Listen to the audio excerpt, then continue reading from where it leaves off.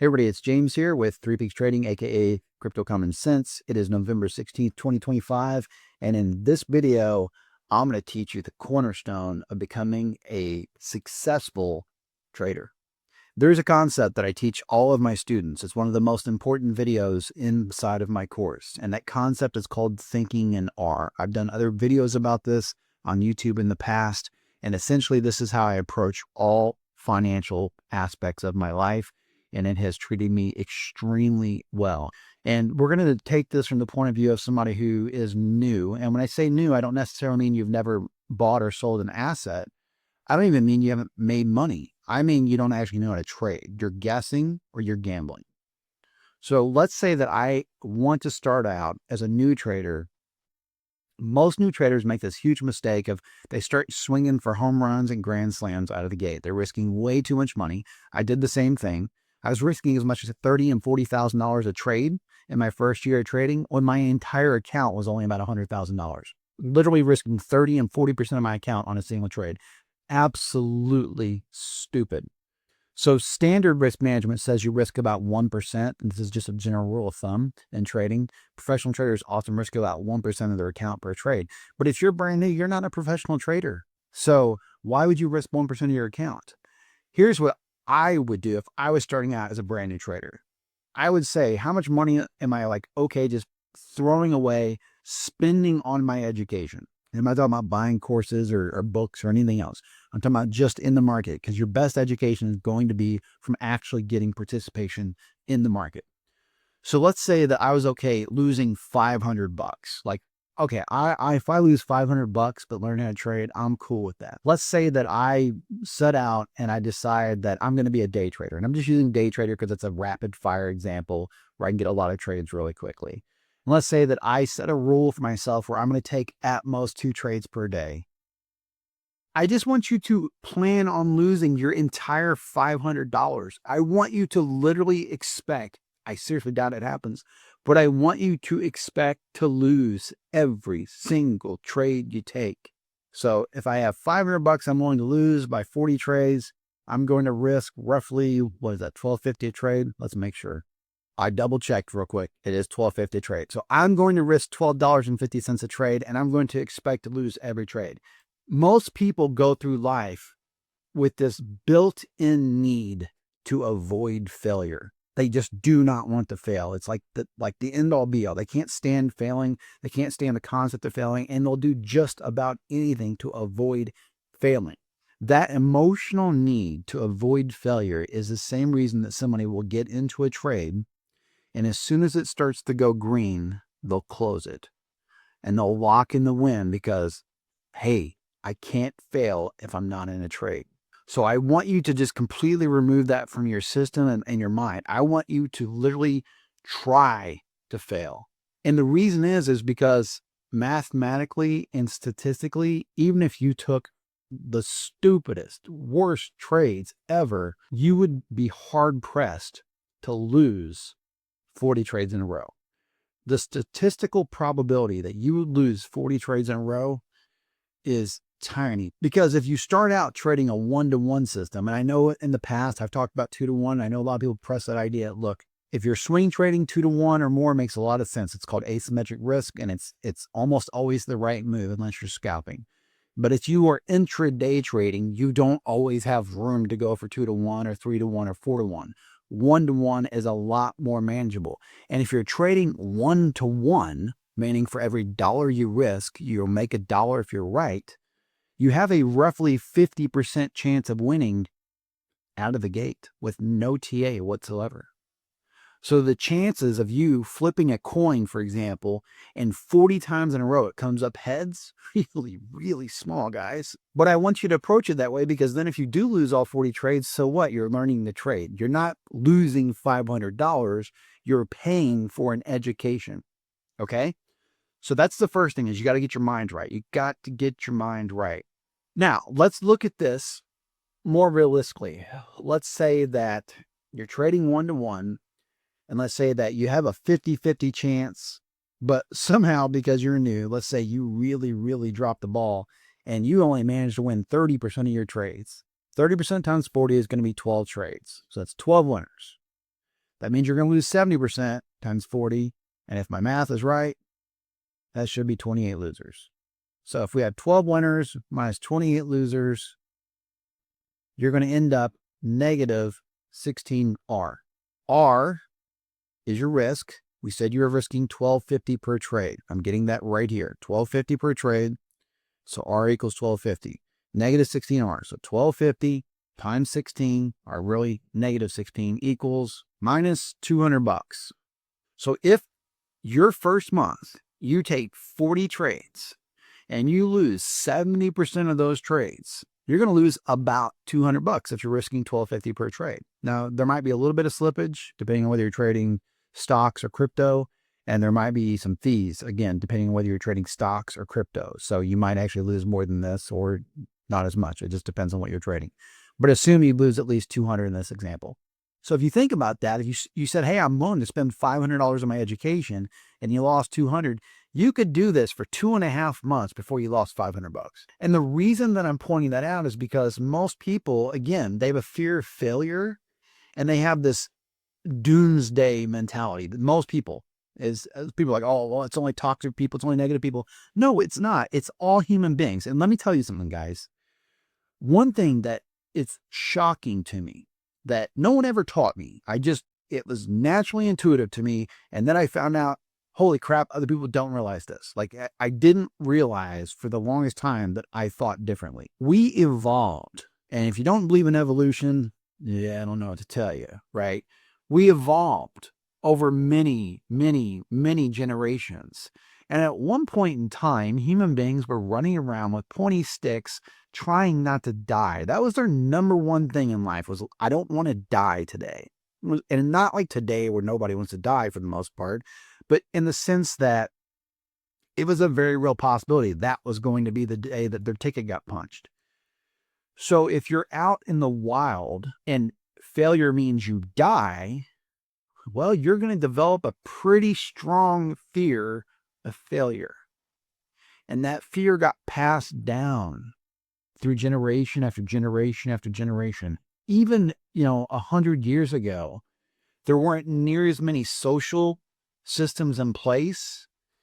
And a person who failed, like even in the 1800s, if your crops failed, you may starve to death. If you ran out of money, you may literally freeze to death. Now, in today's world, in most places, there's social systems that will try to catch you.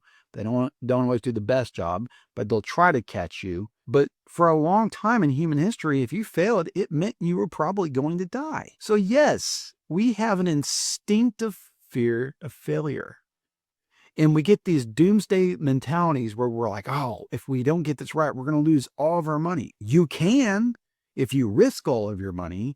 But if you put a hard cap on what you're risking and say, this is what I'm risking per trade, I'm going to start with 500 bucks or 100 bucks or 50 bucks or whatever that number is for you specifically. I'm not telling you what to risk. If you set a cap on it, it's actually really, really, really hard to lose it all.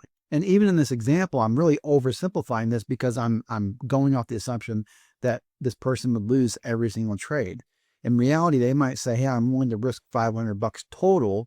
And if they're risking 1% per trade, they would start out with $5 risk, and everything they lost, their account would go down, so the risk would get smaller on each trade, meaning that they would essentially have an almost infinite amount of time to get this right. And I know this is a long video, but if you don't get this, you have no shot of being successful. If you don't understand risk management, then you might as well not try to be a trader. If you want to be a gambler and all that, that's up to you. But if you want to be a real trader, you have to understand this. So let me show you in a spreadsheet what I'm talking about real fast. So let's say that I start with 500 bucks and I'm risking 1% per trade. So after one loss, I'd be down to $4.95. But then my risk would drop to $4.95 instead of $5, I'd be risking $4.95. So if I lost again, I'd be down to $4.90, $0.05, and so on and so forth. I'm going to go ahead and just paste this in. After 40 losing trades in a row, this person will be down about $166 roughly. Okay, not counting fees and slippage. So how many trades would they have to take to lose all of their money? I literally don't know. A lot. We'll try to find out real fast. And this is assuming they lost every single trade. Even after 500 plus losses in a row, the person still had some capital left, not counting slippage and fees. I don't know that anyone could lose 500 trades in a row, even if they tried to. It's statistically nearly impossible. Now, our goal is not to lose a bunch of trades in a row. I want to completely remove the fear from your mind. Because here's the beautiful thing. A lot of people come into this and they're smart people and they're successful people. They've had success in other areas. So they have these budgets to work with that are really too big for them to start with. And so they start with a big budget and they lose all their money, or they lose an enormous amount of money. But there's no reason to try to start with a big amount, because once you have it, you have it. There's not a time limit on this. It's not like, well, I got to hurry up and make the money by the end of this year. I got to hurry up and do it the next 6 months. When I was in the internet marketing world and that was my main gig, the reason that I actually despised it is because it was always changing. I would learn some really cool ad technique, or I would learn some really cool stuff that worked really, really well for 6 months or a year. And then it would stop working. There'd be some type of SEO update, or there would be some type of, ad update where the ad algorithms changed, ad costs went up, whatever. And I saw this a lot with my friends who were still in marketing, especially in e-commerce. Back during COVID, the advertising costs exploded because so many people started doing it. And I also saw it when all these tariffs went into effect with, the trade war and all that kind of stuff, because a lot of people who were sourcing goods from overseas and getting them, really, really cheap and then reselling them in the US, or even doing what's called free plus shipping funnels. They buy products for next to nothing and then give them away, and people would just pay the shipping and handling, and they would build a list that way. Well, all of a sudden the cost of the products doubled and tripled overnight, and they went out of business. Just that easy. Boom. One change and they went out of business. So in internet marketing, it always felt like I was one day away from being out of business. That's what it always felt like. And in many cases, it was true. It actually happened. That's why I rotated through like 10 or 12 different businesses over the course of like 10 years.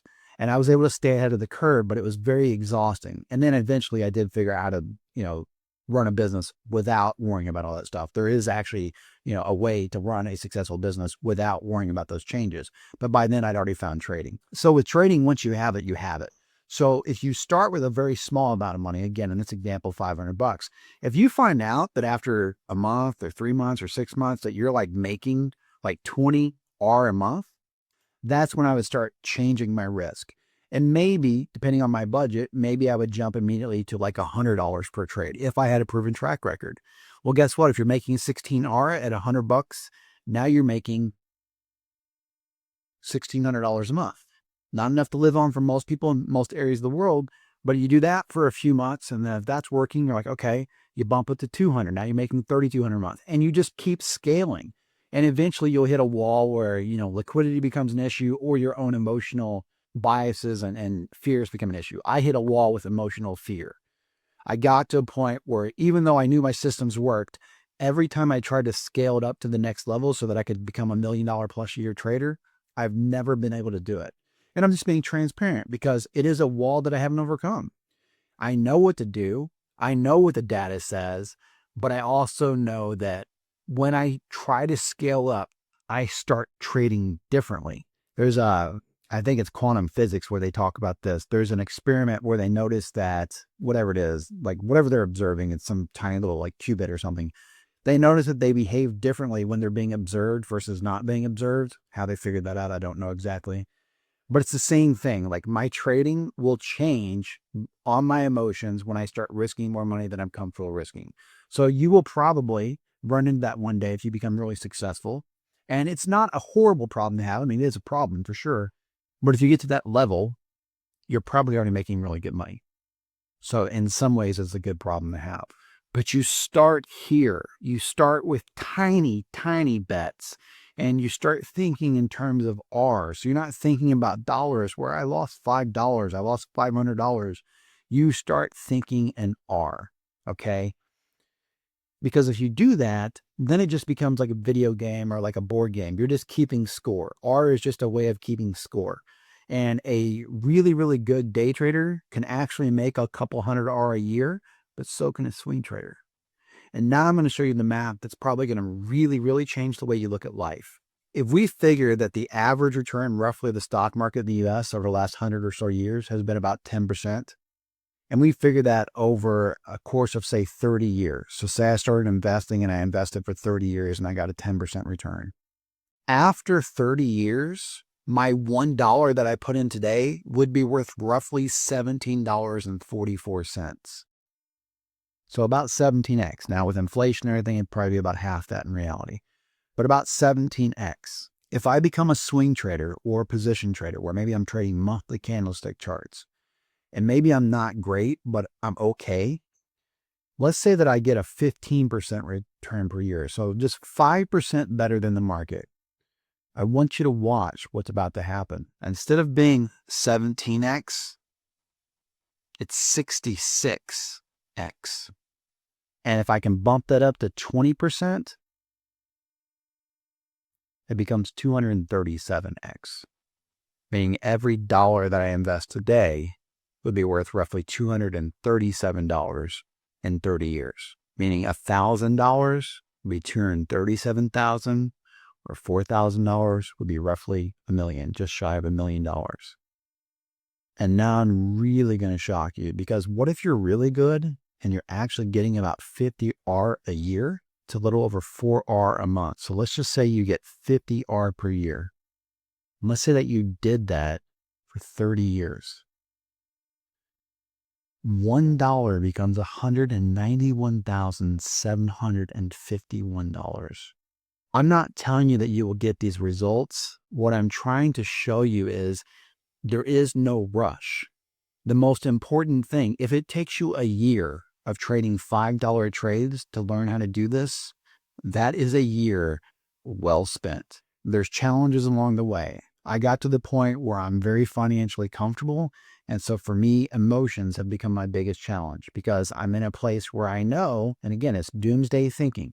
I know as long as I don't do anything stupid, as long as I don't make any major mistakes, I will never have to worry about money again, barring like some unforeseen circumstance, like a catastrophic health event or something catastrophic, right? As long as I don't do anything stupid, as long as nothing catastrophic happens, I will be comfortable for the rest of my life. There's a lot of positives that come with that, but the negative is it makes me so extremely risk adverse that it literally bleeds into my trading, where it makes me afraid to take risks. And so I have to overcome that. I'm being transparent because I want you to know that I'm not sitting here saying that it's just all rainbows and ponies and there's never a struggle. There are just different types of struggles. And as you grow your fund larger, you'll run into liquidity struggles. I take trades in the QQQ sometimes where my slippage is, 10 times what people on YouTube are talking about. Oh, it's 2 cents and 3 cents. I've showed in Discord plenty of times where my trades end up eating 40 and 50 cents per share. So it does. There are different problems, but those are problems you have down the road. They're problems you have when you're like, hey, I've got this figured out. So this is a very long video. I had planned on doing some TA on Bitcoin and talking about Bitcoin, but there's really no point. 26 minutes. Everybody at this point needs a break. It's hard to watch a nearly 30-minute video. So I will just say this. I hope you got a lot out of this. Leave me a comment. Let me know if you have any questions. Let me know your thoughts on this, and make sure to stop now and give the video a thumbs up and subscribe to the channel for more content like this if you are excited to learn. I'm just some guy sitting in a spare bedroom, so nothing in this video is financial advice. You should always go out and do your own due diligence and seek out professional financial advice from a licensed financial advisor for making any type of investment in cryptocurrency, the stock market, precious metals, Forex, or any other tradable asset. This is James with Crypto Common Sense, aka 3 Peaks Trading. And as always, please remember to trade safe.